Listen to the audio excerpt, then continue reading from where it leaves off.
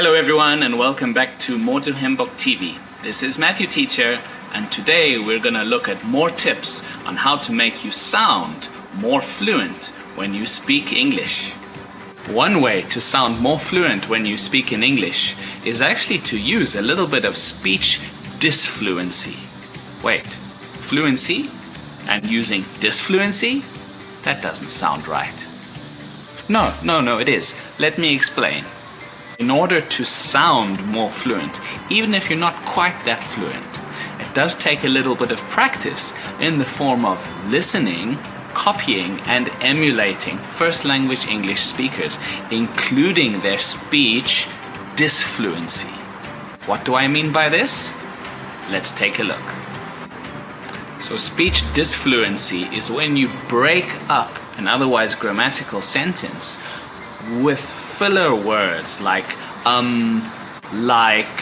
so, maybe, what I'm trying to say is, actually, right, you know, and the list goes on.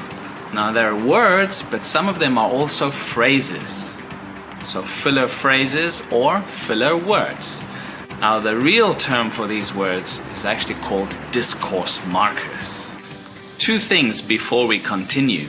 It's a common misconception among many students that spoken English has to be perfect, and this is not the case. When you listen to a first language English speaker, you'll notice that they will make many mistakes, some of which grammatical and some of which using these filler words. This brings us to the second point.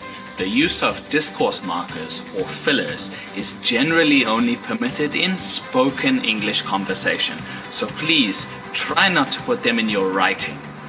Writing is where you need to be grammatically correct. On that note, let's get started. So, discourse markers or fillers in a sentence can carry meaning. You could use a filler word to give yourself a little bit more time in the sentence to plan ahead or to plan for future words. Consider this sentence. I have been studying English for maybe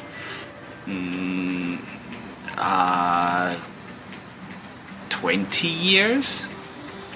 Now consider the same sentence again with better filler words and listen to the difference. I've been studying English for, probably I guess it's been maybe 20 years. Note that the second sentence sounds much more natural because I'm using those filler words to bargain for a little bit more time while I think about how many years I've been studying English. Whereas the first sentence uses too many of the same filler words. You could also use filler words to make a sentence sound a little bit more polite, because generally in English, if you're too direct, you could be considered a little bit rude. Consider the sentence. You have food on your face. Or consider adding a little bit of hesitation instead of being too direct. Listen. Actually, you have a little something on your face there. Another way to use a filler word is to include the other person in your conversation without giving up your turn to speak. Again, consider the difference between these two sentences. Thank goodness it's Friday. The first sentence has a sense of finality to it. And the person you're talking to may start talking once you finish with the word Friday. It's like a full stop. Thank goodness it's Friday.